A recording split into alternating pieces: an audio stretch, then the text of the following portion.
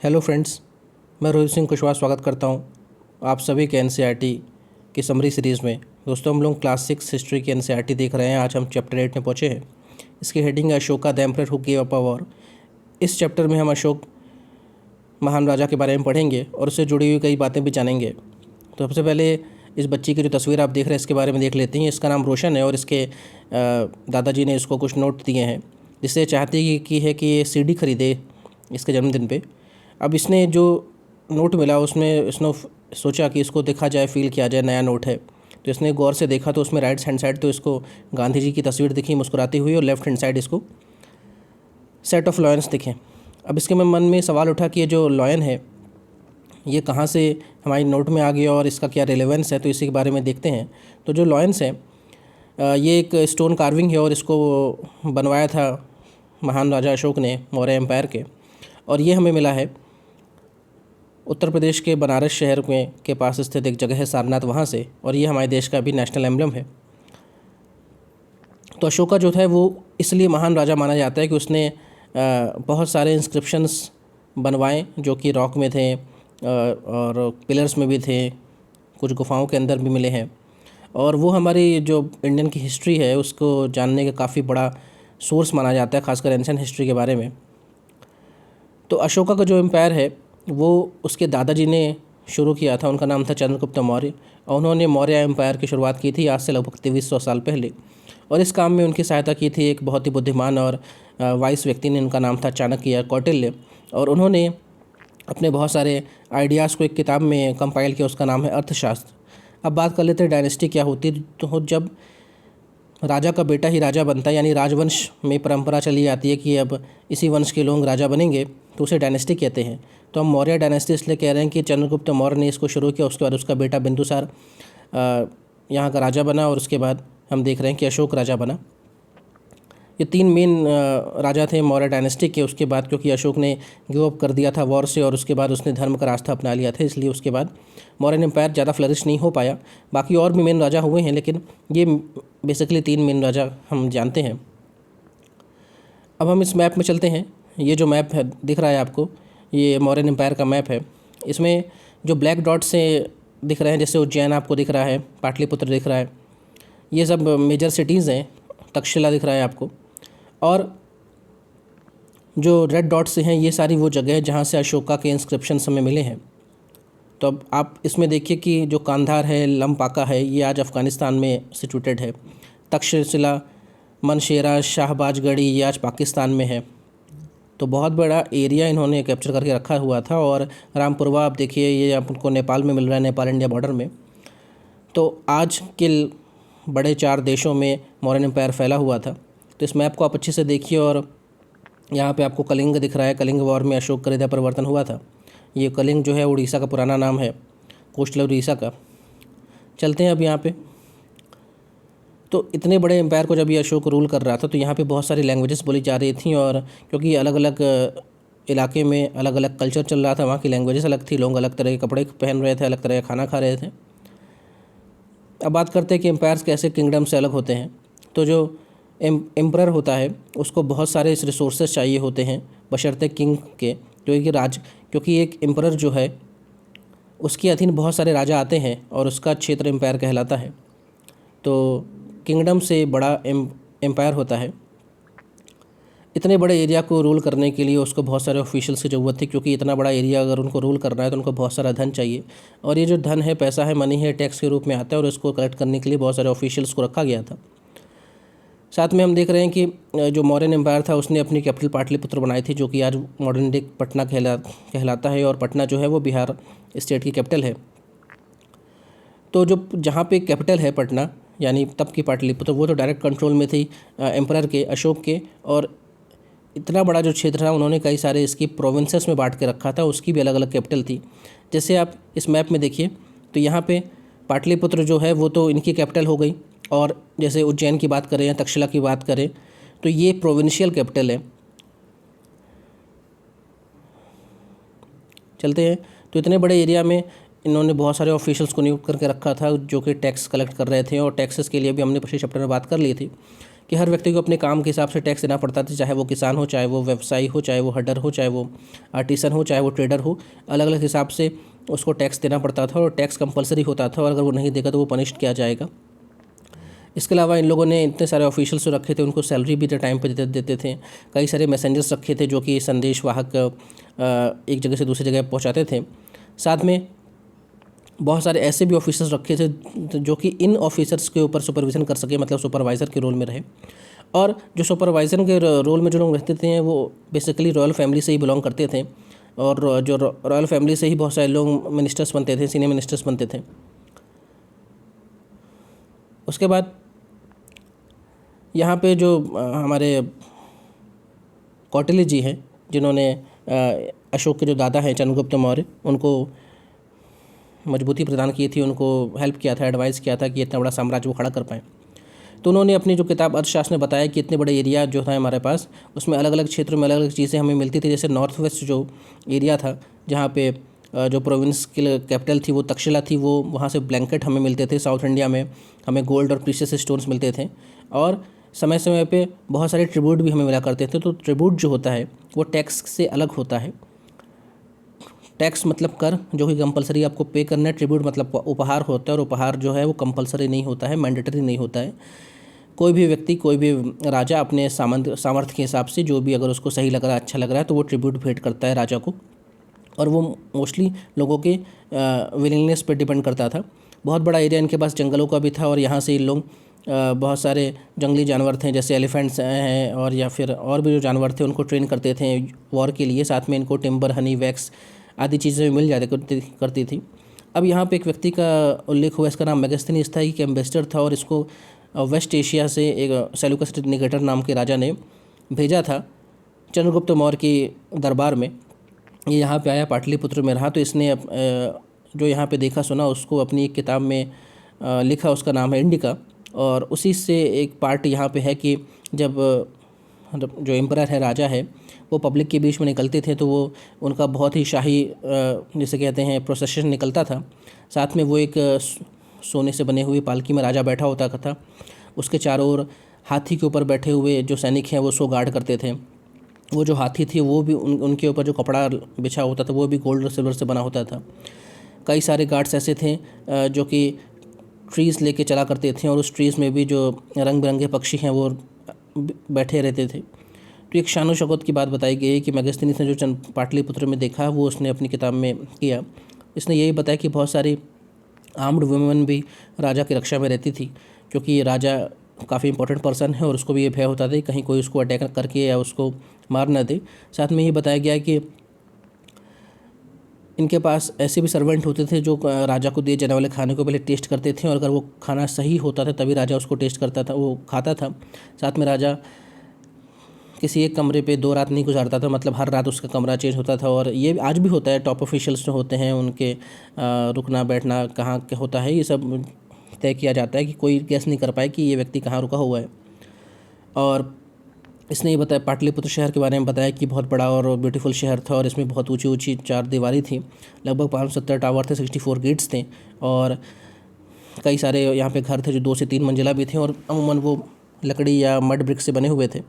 तो बहुत सारी बातें इन्होंने अपनी किताब में बताई और उनकी किताब का नाम था इंडिका और ये थे वेस्ट एशिया सेल्यूकस निकेटर राजा के राजदूत जो कि चंद्रगुप्त मौर्य के दरबार में आए थे और रुके कहाँ पे थे, पाटलिपुत्र में। यही सब बेसिक्स आपको उठाने हैं यहाँ से।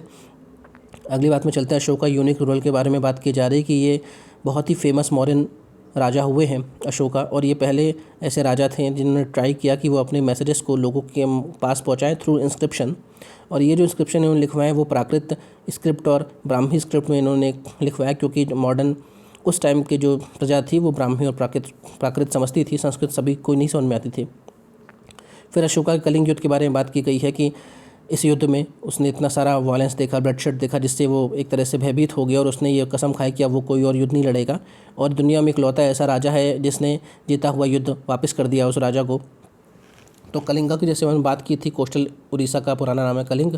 और अशोक जब गद्दी पे आया उसके 8वें साल उसने युद्ध लड़ा और इस युद्ध में लगभग 1.5 लाख लोग बंदी बनाए गए, 1 लाख लोग मारे गए और काफ़ी लंबा ये युद्ध चला। और इससे हर जगह निराशा का भाव आ गया, हर जगह कोलाहल मच गया, जिसके घर मातम हुआ, जिसके घर लोग मरे हैं, तो वहाँ से बड़ी संवेदना या फिर पीड़ा का भाव उठा।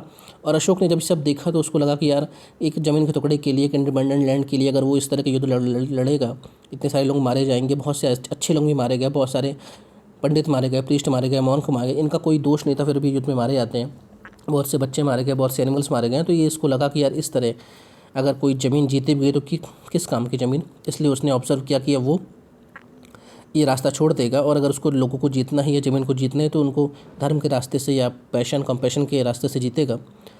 और उसने कहा कि अब मैं बहुत दुखी हूँ और मैंने डिसाइड किया है कि अब मैं धम्म यानी धर्म के बारे में लोगों को टीच करूँगा। और ये जो धर्म है वो गौतम बुद्ध से इंस्पायर था उसका, और उसने फिर डिसाइड किया कि अब वो वॉर का रास्ता छोड़ देगा और अच्छे मतलब धर्म के रास्ते पे चलेगा, और लोगों को भी इनकरेज करेगा कि वो भी धर्म के रास्ते में चले। और साथ में उसने ये भी कहा कि मैं इंस्क्रिप्शन लिखवाऊंगा, और उसने लिखवाया उसने, और मैसेज लिखवाया कि फ्यूचर में मेरे बेटे या उनके बेटे भी कभी युद्ध के बारे में अगर सोचे तो मेरा ये मैसेज पढ़ें और उनका हृदय जो है वो परिवर्तित हो जाए। तो यहाँ पर जो धम्म की बात आ रही है, धम्म मतलब ये संस्कृत में जो धर्म शब्द है उसी का अपभ्रंश है, यानी उसी का ही प्राकृत इसके लैंग्वेज में इसको धम्म कहा जाता है, इसलिए धम्म की बात आ रही, क्योंकि लोकल जो लोग थे उनको प्राकृत बोलते थे वो। अब अशोक के धम्म की बात करें तो अशोक के धम्म में ये नहीं कहा गया कि आप किसी भी तरह की पूजा करिए, किसी भगवान की, या किसी भी तरह का बलिदान दीजिए, बलि दीजिए। उसने कहा कि जिस तरह एक पिता अपने बच्चों की सेवा करता है, लालन पालन करता है, उसी तरह मेरा धम्म जो है वो भी लोगों को, पूरी प्रजा को एक फादर के रूप में उनकी सेवा करेगा। और जैसे मैंने बताया कि इनका जो धम्म है अशोक का, वो गौतम बुद्ध की टीचिंग से बहुत ज़्यादा इंस्पायर था। और उसने कहा कि लोगों के जीवन में बहुत सारी प्रॉब्लम है, सबके पास कोई ना कोई दुख है, और कोई ना कोई किसी न किसी बात पर लड़ाई हो ही है, उसकी घर में भी उसकी किसी न किसी बात से दिक्कत है, लोगों में आपस में लड़ाई है, लोग एनिमल्स का भी सेक्रीफाइस करते हैं पूजा पाठ के नाम पे, और अपने जो गुलाम हैं उनसे अच्छे से बात नहीं करते हैं, जो जानवर हैं उनको भी इल ट्रीट करते हैं, अपने नेबर से अच्छे से बात नहीं करते। तो यही सारी बातें, इतना सारा दुख है लोगों के मन में, इतनी सारी घृणा है, ईर्ष्या, इन सबको हमारा जो धम्म है वही इनको रिप्लेस कर सकता है। और इसके लिए उसने सोचा कि मैं लोगों को टीच करूँगा, लोगों को बताऊँगा धम्म क्या है, कैसे आपको रहना है। और इसके लिए उसने बहुत सारे ऑफिशियल्स की नियुक्ति की, उनका नाम था धम्म महामात्र। और इनका ये काम था कि आप एक जगह जगह घूमें और लोगों को पढ़ाएं, समझाएं कि धम्म क्या है और किस तरह आप अपना जीवन बहुत बेहतर कर सकते हैं। लड़ाई झगड़े, गुस्सा, मार काट में कुछ नहीं रखा है। और जो लोग मैसेज को पढ़ नहीं पा रहे हैं उनको पढ़ के सुनाएं, जो अनपढ़ हैं उनको पढ़ के सुनाएं, हर जगह मैसेज इंस्क्राइब करवाएं, ये सब काम धम्म महात्मा का था। अब यहाँ पे एक आपको बुल दिख रहा है, ये जो बुल है ये जो आपके प्रेसिडेंट हाउस है, राष्ट्रपति भवन, उसके एंट्रेंस गेट में ये रखा हुआ है। अब ये जो बुल है ये रामपुरवा में हमने देखा था, इंडिया नेपाल बॉर्डर में रामपुरवा नाम की लोकेशन थी, वहाँ पे ये हमें इंस्क्रिप्शन मिला अशोक का, और ये अभी आपको प्रेसिडेंट हाउस में मिलेगा। तो कहाँ पे रखा है, कहाँ से निकला, ये सब बात आपको ध्यान रखनी। यही कीवर्ड्स हैं, अगर एग्ज़ाम में प्रीलिम्स में पूछेगा तो यही कीवर्ड्स पूछेगा कि जो प्रेसिडेंट हाउस के मेन गेट में रखा हुआ बुल है वो कौन सी साइड से निकला हुआ है, या रामपुरवा जो इंस्क्रिप्शन है वहाँ से हमें क्या प्राप्त हुआ, बुल प्राप्त हुआ कि घोड़ा प्राप्त हुआ कि हमें शेर प्राप्त हुआ। ऐसे बहुत सारी बातें पूछ सकते हैं MCQ बना के। और अशोक ने बहुत सारे जो अपने मैसेंजर से धम्म महामात्र थे उनको अलग अलग देशों में भी भेजा, जैसे इजिप्ट में, ग्रीस में, सीरिया में, श्रीलंका में, कि आप जाइए और धर्म का प्रचार कीजिए। इसने रोड बनवाई, कुएँ खुदवाएँ, रेस्ट हाउस बनवाए, अस्पताल बनवाए for human beings and animals as well. और सब चीज़ों का एक जिस तरह के पिता ध्यान रखता है अपने बच्चों का, उस तरह की इसने सारी पूरी कमाई, पूरा पैसा, पूरा धन इसी बात में वेलफेयर स्टेट बनाने में लगा दिया। और अशोक ने जो मैसेजेस लिखवाए उसमें ये कहा कि आप जो एक व्यक्ति हैं ये अपने पूरे जीवन काल में किसी भी खुशी में इतना सारा रिचुअल्स करता है, पूजा पाठ करता है, कथा करता है, कमाता कम है कमाता ज़्यादा है, तो ये सब करने की कोई ज़रूरत नहीं है, रिचुअल्स आर नॉट यूज़फुल। और उसने बोला कि आप अच्छी प्रैक्टिसेस अपनाइए, आप ये कर्मकांड, पूजा पाठ, बलि उली छोड़िए, आप कुछ अलग तरह की प्रैक्टिसेस अपनाएं जो आपके लिए जीवन में फ्रूटफुल होंगी। और वो क्या है कि अपने जो स्लेव्स हैं, अपने जो सर्वेंट हैं उनसे अच्छे से बात कीजिए, सब अपने बड़ों का आदर कीजिए, लोगों से अच्छे से मिलिए, ब्राह्मण और मॉन्क को गिफ्ट दीजिए, और किसी भी दूसरे धर्म के बारे में बुरा भरा मत कहिए, अपने धर्म का प्रचार प्रसार करिए, लेकिन किसी के दूसरे धर्म को बुरा मत बोलिए। साथ में दूसरे धर्म की इज्जत कीजिए और किसी भी धर्म को क्रिटिसाइज़ मत कीजिए। और यही बताया गया कि लोगों की बात सुनिए, अगर उनके धर्म में कोई अच्छी बात है उसको अपनाइए और अपने धर्म में अच्छी बात है उनको बताइए। और यही बात जवाहरलाल नेहरू जो हमारे देश के पहले प्राइम मिनिस्टर, उन्होंने भी कहा था कि अशोका के जो एडिक्ट इंस्ट्रक्शंस हैं वो आज भी लोगों से बात करते हैं। अगर आप उनको पढ़ेंगे तो आपको लगेगा कि ये व्यक्ति 2300 साल पहले वो बातें कह गया जो आज भी रिलेवेंट हैं, और आज भी हम अगर उसकी बात को माने तो हम अपना जीवन बहुत बेहतर बना सकते हैं। अब इस जो तस्वीर है इसमें आप देखिए, ये जो आ लिखा हुआ है अर्ली ब्राह्मी स्क्रिप्ट से, इस तस्वीर में ये बताया गया कि जो अर्ली ब्राह्मी स्क्रिप्ट थी जो कि अशोका ने अपने इंस्क्रिप्शन में यूज़ की थी, जैसे आज हम हिंदी बोलते हैं, हिंदी कौन सी स्क्रिप्ट में होती, देवनागरी स्क्रिप्ट में। तो ये बताया गया कि ब्राह्मी स्क्रिप्ट से ही बहुत सारी आज की मॉडर्न लैंग्वेज निकली। ये इसका है कि अर्ली ब्राह्मी में ऐसे लिखते थे, फिर देवनागरी में ऐसे, फिर बंगाली में ऐसे। तो एक तरह से बताया गया कि हमारी जो स्क्रिप्ट आज हम यूज़ कर रहे हैं वो भी ब्राह्मी से ही निकली हुई है। अब बात करते हैं इसी टाइम जब यहाँ पे मौर्यन डायनेस्टी इस्टेब्लिश हो रही थी, तो हमारा जो पड़ोसी मुल्क है चाइना, वहाँ पे ग्रेट वॉल ऑफ चाइना बना रहा था। वहाँ का जो साम्राज्य था वो 2400 साल पहले की बात बता रहे हैं ये। और ये जो वॉल बनाएगी चाइना के नदर्न हिस्से में बनाएगी, क्योंकि चाइना को लगता है कि उत्तरी सीमा जो है मंगोलिया से या रशिया से, वहाँ से जो कबीले हैं, आज की बात कर रहा हूँ, आज के रशिया मंगोलिया, उस टाइम रशिया मंगोलिया का कॉन्सेप्ट नहीं था, तो वहाँ से जो पेस्टोरल लोग हैं, कबीलाई लोग हैं, वो लोग आके यहाँ पे ना रहने लग जाएं या हमारे जो रिसोर्सेज हैं उनका यूज़ ना करें।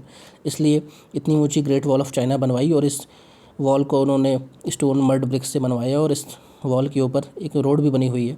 और इस ग्रेट वॉल ऑफ चाइना जो कि आज के 7 वंडर्स में से एक है, इसमें हर 100 से 200 मीटर के बीच में एक वॉच टावर लगा हुआ है, जिससे कि हम निगरानी रख सकते हैं कि कौन आ रहा है हमारे पास। और या एक तरह से बॉर्डर ही है या बाउंड्री कह सकते हैं, हम भी अपने आप घर में या फिर कोई अपने जो प्रेमाइसेस है वहाँ पे बाउंड्री इसलिए करवाते हैं कि अनवांटेड चीज़ हमारे घर में, हमारे एरिया में घुसे नहीं। तो उस जिस टाइम हमारे यहाँ मौर्यन एम्पायर शुरू हो रहा था या उसकी बात जो हो रही थी, उसको इस्टेब्लिश हो रहा था, उस टाइम चाइना में ग्रेट वॉल ऑफ चाइना का बन रही थी। ये आज भी खड़ी हुई है और लगभग 6400 किलोमीटर लंबी ये वॉल है।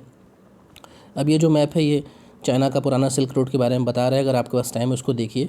और आज इसी सिल्क रोड को रिवाइव करने के लिए चाइना जो है बेल्ट एंड रोड इनिशिएटिव के तहत उन सारे देशों को फिर से जोड़ रहा है कि जिस रोड से उसका सिल्क रोड चलता था। तो आप इसको देखिए, आपको बहुत सारे शहरों के पुराने नाम मिलेंगे। नदियों के नाम तो वहीं है, बाकी शहरों के नाम इसमें बदले हुए हैं। जैसे आप इस मैप में देखिए, इंडिया है, इंडिया के ऊपर नेपाल का कॉन्सेप्ट दिख नहीं रहा आपको, यहाँ पे तिब्बत है। ऊपर आप देखिए शिनजियांग प्रोविंस है, इधर फरगना है जहाँ से बाबर आया था, और इधर देखिए ये भड़ूच का पुराना नाम लिखा है बैरी गाज़ा। तो अगर आपको समय हो तो इसको देखिए। अब बात कर लेते हैं कि मौर्यन एम्पायर, जैसे मैंने बोला कि अशोक ने तो अपने आप को गिव अप कर दिया कि अब वो युद्ध नहीं लड़ेगा। अगर कोई राजा युद्ध नहीं लड़ेगा, अगर अब कोई राजा अपने आप को एक्सपेंड नहीं करेगा, तो बगल वाले राजा, आसपास के राजा तो उस पर अटैक करेंगे ही। तो धीमे धीमे मौर्यन एम्पायर जो है उसको कोलैप्स हो गया, और बाद में मौर्यन एम्पायर 2200 ईयर्स पहले कोलैप्स हो गया। और उसके बाद उसी के इलाके में इतना बड़ा एरिया जो अफ़गानिस्तान से लेकर हम देख रहे हैं कि म्यांमार तक और नीचे फिर सारा इंडिया तक, इतने बड़े एरिया में जब एक तरह का वैक्यूम आएगा तो बहुत सारे छोटे छोटे राजा यहाँ पे आए, बढ़े और उन्होंने अपना किंगडम इस्टेब्लिश किया। तो जो नॉर्थ वेस्ट वाला एरिया था वहाँ पे जो कुषाण डायनेस्टी, वो शक लोग थे, ये सब कबीले लोग थे, उन्होंने आया अपना यहाँ पे इस्टेब्लिश किया, और बाद में फिर गुप्ता लोगों ने उनको हराया। उसके बाद शक के बाद कुषाण भी आए थे। कुषाण ने काफ़ी बड़ा एरिया कैप्चर किया हुआ था। उनकी एक कैपिटल जो थी वो गांधार थी, एक कैपिटल जो थी वो मथुरा थी। कुषाण ही पहले लोग हैं जिन्होंने भारत में सोने के सिक्के चलवाए थे, और जो चाइना का सिल्क रोड था वहाँ पे बहुत बड़े एरिया को कुषाण कंट्रोल करते थे। मौर्यंस के जाने के बाद उनका जो सेनापति था पुष्यमित्र शुंग, उसने जो मिडिल इंडिया है, मध्य भारत, जो मगध का इलाका था, वहाँ पे उसने पुष्यंग डायनेस्टी की शुरुआत की। उसके बाद वो जब ख़त्म हुई तो कर्ण डायनेस्टी आई। अगर हम वेस्टर्न इंडिया की बात करें, सेंट्रल वेस्टर्न इंडिया की, तो यहाँ पे सातवाहन लोगों ने अपनी किंगडम बनाया। सातवाहन के जाने के बाद यहाँ पे लगभग 300-400 साल सातवाहन रहे। उसके बाद वाकाटक लोग आ गए। तो ये सब हम देखेंगे नेक्स्ट क्लास में अच्छे से देखेंगे। सदर्न इंडिया की बात करें तो चोला चेरा पांड्या जो थे वो लगभग आज से 2200 साल पहले से लेकर 1800 साल पहले था, मतलब लगभग 400 साल ये तीनों ट्रायो जो है यहाँ पे रोल किया, चोला चेरा पांड्या। उसके बाद चालुक्य और पल्लवास आ गए, उनके बीच में राइवलरी चलती रही। तो समय के साथ छोटे छोटे राजा यहाँ पे आए, और फिर एक बहुत बड़ा किंगडम गुप्ता एम्पायर आता है, जो कि जो आपका वेस्ट इंडिया से लेकर मिडिल इंडिया, जो आपका सेंट्रल इंडिया, उसको पूरा कैप्चर करता है। साउथ इंडिया में गुप्ता नहीं आते, लेकिन फिर भी बहुत बड़े एरिया में फिर गुप्ता डायनेस्टी आती है। और जैसे कहें कि मौर्य डायनेस्टी के बाद सबसे बड़ी डायनेस्टी जो आई तो वो गुप्ता डायनेस्टी ही है। तो ये जो पूरा पैराग्राफ है ये आपके मेंस का आंसर बन सकता है। अगर आपसे सवाल आता है कि व्हाट आफ्टर मौर्य डायनेस्टी, या मौर्य डायनेस्टी के बाद में भारत का जो इतिहास था वो किस करवट बदला, तो उसमें आप ये पूरा पैराग्राफ लिख सकते हो। बहुत अच्छा आंसर है ये 250 वर्ड्स में। तो दोस्तों ये रहा हमारा चैप्टर 8। अगर आपको ये मेरा समरी समझ में आया, इसको अच्छा लगा तो आप इसको लाइक कीजिए, शेयर कीजिए, चैनल में नए हैं तो सब्सक्राइब कीजिए, और कुछ बातें हों तो कमेंट बॉक्स खोला है बिल्कुल बताइए। तो हमारा जो अगला वीडियो रहेगा वो चैप्टर 9 पर रहेगा। तो दोस्तों मिलते हैं अपने अगले सेशन में, तब तक के लिए धन्यवाद, जय हिंद।